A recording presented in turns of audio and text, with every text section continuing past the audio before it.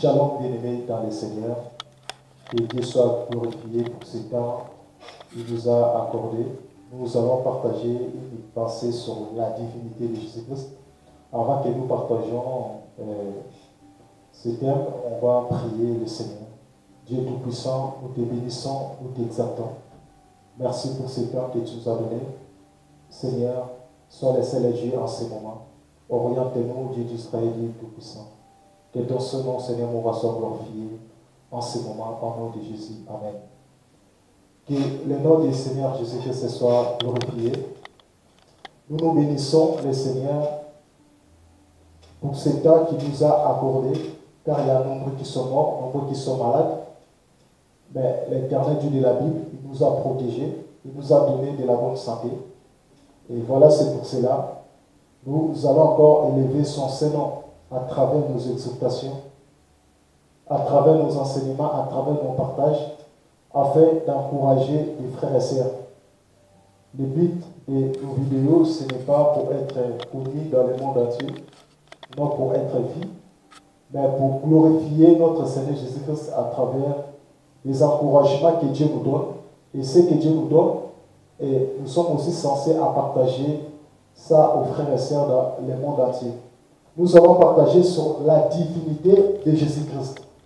Bien-aimés dans le Seigneur, nous croyons à la divinité de Jésus-Christ, que Jésus-Christ est le seul Dieu, c'est lui le véritable de tous les véritables.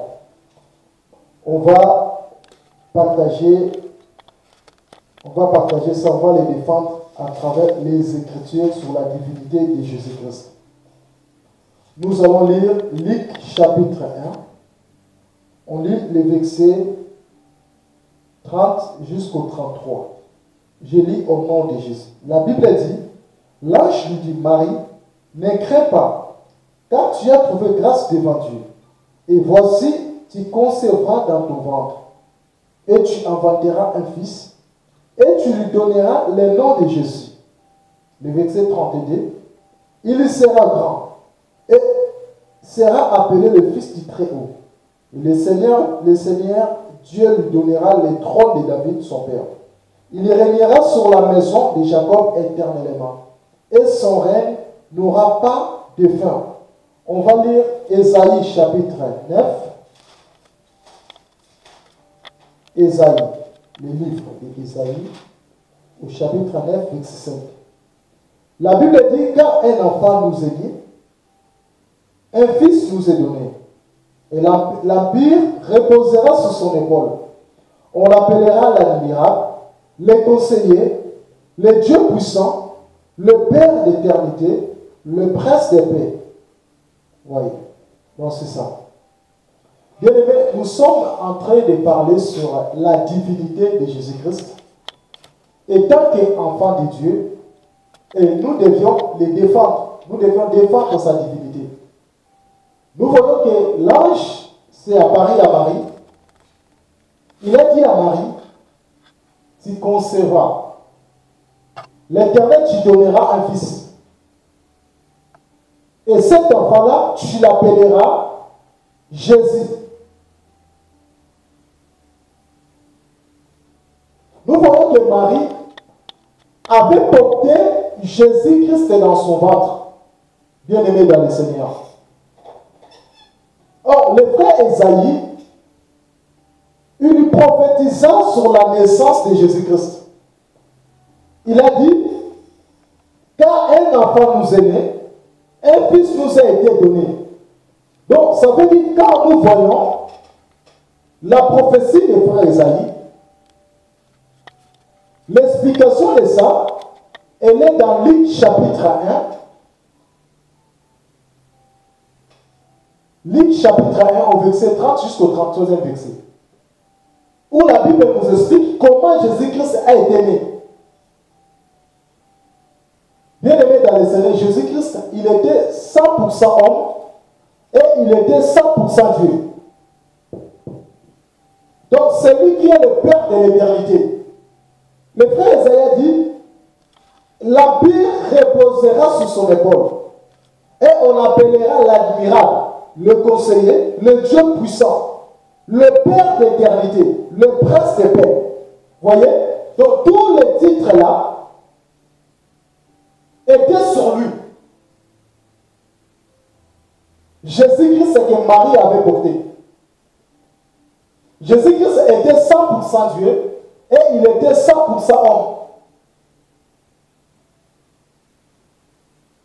Donc, quand nous voyons Marie, Marie, elle était comme l'enveloppe. Et Jésus, quand il était dans son ventre, il était comme une écriture. Parce que la Bible dit, quand un enfant nous est né, un fils nous a été donné. Nous comprenons que Marie, elle était comme une enveloppe. Lorsqu'on nous envoie des courriers, on n'a pas besoin de l'enveloppe. Mais on a besoin des écritures. On a besoin de la lettre qui se trouve dans l'enveloppe. Et nous comprenons que le Seigneur Jésus-Christ, il a été la parole devenue chair. Il a été la parole faite chair. Et cette parole est devenue chair. Et cette parole a marché. Et cette parole s'est introduite dans le ventre de Marie. Car c'est lui qui est le Père de l'éternité. La Bible dit, c'est lui le prince des pères.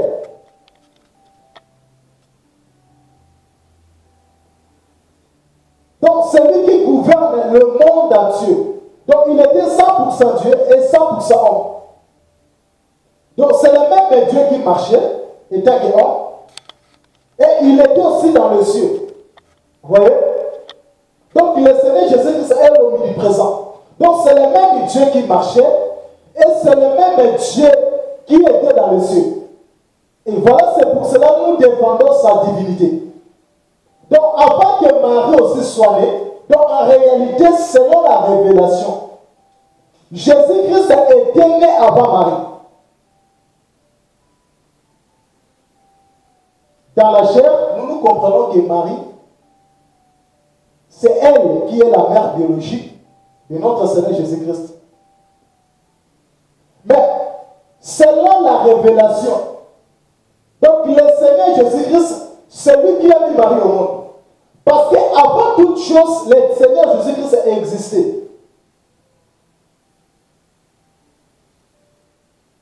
Donc c'est lui le Père de l'éternité, c'est ce que le frère Isaïe dit. Donc nous ne pouvons pas adorer Marie. Mais nous devons adorer celui qui se trouvait dans le ventre de Marie. Parce que Marie, elle était comme une enveloppe. Mais on n'avait pas besoin de cette enveloppe-là. Mais nous, on avait besoin des Écritures. Parce que c'est Jésus-Christ qui est le véritable roi de tous les rois. Marie ne devait pas sauver l'humanité. Mais que la personne qui était dans son ventre, qui devait sauver l'humanité. Et voilà, c'est pour cela, selon les Écritures, nous disons, si les parents biologiques de Jésus-Christ dans la chair, ils n'avaient pas accepté Jésus-Christ comme Seigneur et Sauveur de leur vie, ils n'allaient pas être au ciel, ils n'allaient pas être au paradis. Parce que le nom qui est incontestable, personne ne peut incontester son nom. Nous devons l'accepter étant que Dieu. Le Seigneur Jésus-Christ a porté le corps parce que le premier Adam, nous tous nous connaissons, il avait péché. C'est pour cela, Dieu, le temps qu'il est en nous, il a porté son corps, il a porté le corps adamique, afin de nous sauver. Le frère Paul a dit le second Adam. Donc le Seigneur Jésus-Christ s'est introduit dans le ventre de Marie, sa mère biologique, afin de nous sauver. Et Jésus-Christ étant hors sur la terre, il n'a pas péché. Il était saint des saints. Donc c'est lui qui est le Père de l'éternité. Le frère a dit, on l'appellera l'admirable. Donc le véritable admirable de tous les admirables, c'est le Seigneur Jésus-Christ. On l'appellera les conseillers, le Dieu puissant. C'est lui qui est le véritable conseiller. Avant que nous voyions le conseil de ce monde, le Seigneur Jésus-Christ est le premier conseiller du monde. C'est lui le Dieu tout-puissant. Et voilà, c'est pour cela que nous devons croire à sa divinité.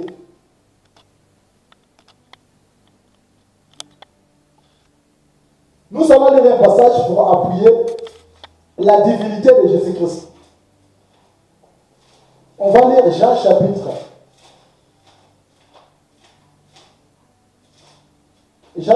14, au verset 8. Jean 14, au verset 8 jusqu'au 9e verset. La Bible dit, Philippe lui dit, Seigneur, montre-nous le Père, et cela nous suffit.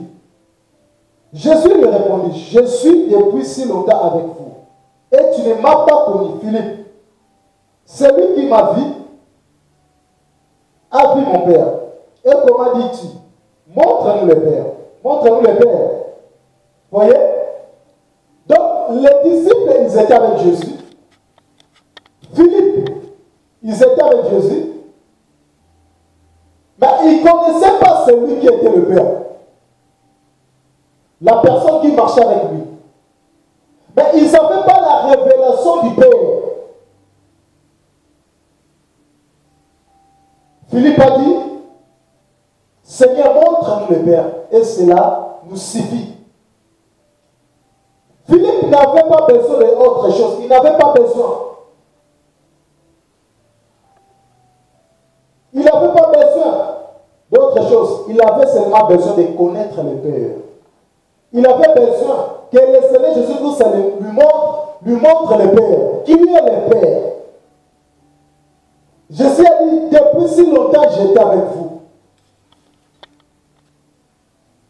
Philippe, tu n'as pas vu l'identité du Père à moi. Donc Philippe il se posait des questions. Il avait besoin de connaître le Père. Il avait besoin que le Seigneur Jésus-Christ lui montre le Père. Ok, il ne savait pas. Celui qui parlait avec lui, c'est lui le Père. Et le Seigneur Jésus-Christ a dit, moi avec le Père, nous sommes un. Donc nous comprenons que le Seigneur Jésus-Christ, c'est lui qui est le Père. Et en même temps, il est le Fils. Il est le Père dans le Fils et le Fils dans le Père. Nous allons lire Jean chapitre 10 au verset 30. La Bible dit, moi et le Père, nous sommes un. Donc ce n'est pas moi qui ai écrit ça, c'est dans la Bible. Donc le Seigneur Jésus-Christ, c'est lui le Père. Et en même temps, il était le Fils. Voilà, c'est pour cela, étant que chrétiens, nous devions défendre la divinité de Jésus-Christ. Car le Seigneur Jésus-Christ, c'est lui qui est le véritable Père de tous les pères de l'humanité. C'est lui qui est le Père de l'éternité par rapport à la prophétie des frères Ésaïe. Dans Ésaïe chapitre 9, verset 5. C'est lui qui gouverne toutes les choses. Donc Philippe, il avait des doutes. Mais lorsque le Seigneur Jésus-Christ lui a démontré, c'est lui qui est le Père, c'est lui le Père, le véritable Père de tous les pères. C'est le Seigneur Jésus-Christ. Un enfant de Dieu, un chrétien, il doit croire à la divinité de Jésus-Christ. Celui qui ne croit pas à la divinité de Jésus-Christ, il n'est pas un vrai chrétien. Un vrai chrétien, il est censé de croire à la divinité de Jésus-Christ. Parce que la Bible dit, au commencement, Dieu créa les cieux et la terre. Les cieux et la terre a été créés par lui. Donc quand nous voyons, il y a les cieux, il a posé les cieux, et il a posé aussi la terre. Donc la personne qui a posé ces deux choses-là, il s'appelle le véritable Seigneur Jésus-Christ. C'est lui qui est le Père de la création. Et nous allons lire le livre de Colossiens. Tout ça pour démontrer sa divinité. Colossiens chapitre 1. On va commencer commencer le verset 15. La Bible dit lequel est l'image du Dieu invisible. Le premier-né de toute la création. Voilà. Nous comprenons que le Seigneur Jésus-Christ est le premier-né de toute la création. Donc avant que Marie soit née, le Seigneur Jésus-Christ était déjà né. Et la Bible dit, car par lui ont été créées toutes les choses qui sont dans les cieux et sur la terre. Voyez? Donc toutes choses qui se trouvent dans les cieux et les choses qui se trouvent sous la terre. C'est lui qui a créé ça. Et la Bible dit les visibles et les invisibles, soit les trônes, ou les dominations, ou les principautés, ou les puissances, toutes les choses ont été créées par lui et pour lui. Voyez les bien-aimés dans le Seigneur. Donc nous voyons le ciel a été créé par lui. Dans le ciel, nous voyons des choses invisibles qui se trouvent là-bas. C'est lui l'homme de Galilée, Jésus-Christ de Nazareth. C'est lui le créateur. Il a posé toutes choses dans le ciel. Et ensuite sur la terre, des choses visibles. C'est lui qui a créé ça. La Bible dit, la Bible nous dit, toutes choses ont été créées par lui et pour lui. Donc c'est lui qui est le créateur de toutes choses. C'est lui qui est le créateur de l'humanité. Donc nous devons croire à sa divinité. Donc le Seigneur Jésus-Christ est Dieu. La Bible dit au commencement était la parole. Et la parole était avec lui. Or la parole c'est lui-même le Seigneur Jésus-Christ. Donc la parole là a été devenue chair. La parole faite chair. La parole a marché. La parole là s'est introduite dans le ventre de Marie afin de nous donner le salut. Donc le Père du salut, c'est le Seigneur Jésus-Christ. Donc nous ne devons pas trouver l'assurance du salut ailleurs. Donc l'assurance du salut, ça se repose en lui, le Seigneur Jésus-Christ de Nazareth. Voilà, c'est pour cela que le frère Esaïe dit, un fils nous est donné, un fils nous est donné, l'enfant nous a été donné. Donc c'est lui qui est le véritable Seigneur des Seigneurs. Donc nous devons croire à sa divinité. Donc le Seigneur Jésus-Christ, c'est lui qui est le maître de toutes choses. Et tant qu'enfant de Dieu, et tant que le défenseur de la sainte doctrine, un défenseur de la sainte doctrine, il doit croire à la divinité de Jésus-Christ. C'est lui qui est le véritable de tous les véritables. Et nous ne pouvons pas avoir trois baptêmes, car il n'y a qu'un seul baptême. Il n'y a qu'une seule foi. On va lire Éphésiens. Éphésiens chapitre 4. Éphésiens chapitre 4. On va commencer au verset 4. La Bible dit, il y a un seul corps, un seul esprit. Comme aussi, vous êtes appelés à une seule espérance par votre vocation. Il y a un seul Seigneur, une seule foi, un seul baptême, un seul Dieu et le Père de tous, qui est au-dessus de tous, parmi tous et en vous tous. Nous voyons la précision de la divinité bien-aimée. Il y a une seule foi, il y a un seul esprit, on n'a pas trois esprits, il n'y a qu'un seul esprit. On a un seul Seigneur, on n'a pas trois Seigneurs bien-aimés dans le Seigneur, on n'a qu'un seul Seigneur qui s'appelle le Seigneur Jésus-Christ. On a une seule foi qui est basée en Jésus-Christ. On a un seul baptême qui est basé en Jésus-Christ. On a un seul Dieu et Père de tous. C'est lui le Seigneur Jésus-Christ qui est le seul Dieu et le Père de tous. Bien-aimé dans le Seigneur Jésus-Christ est Dieu. C'est lui qui est le Père de l'éternité. Celui qui est le Père de toutes choses. Nous devons croire à sa divinité. Et nous devons défendre la divinité de Jésus-Christ. N'est que lui qui peut nous sauver. C'est le Seigneur Jésus-Christ bien-aimé dans le Seigneur. La divinité de Jésus-Christ est très importante dans nos vies chrétiennes. Nous devions le croire, car c'est lui qui est le seul Dieu. Il était là avant le commencement. C'est lui l'alpha et l'oméga. Il est le commencement et la fin. C'est lui qui est le maître de toutes choses. Il gouverne le monde par la paume de sa main. C'est lui qui gouverne toutes choses. C'est lui qui est le Père de la divinité. C'est lui le véritable de tous les véritables. Un chrétien doit défendre la divinité de Jésus-Christ. C'est lui qui est le Père de toutes choses. C'est lui qui a créé des choses invisibles. Et il a créé des choses visibles. Il s'appelle Jésus-Christ de Nazareth. Voilà, c'est pour cela aujourd'hui, Dieu nous a poussés afin de défendre son nom, afin de défendre sa divinité.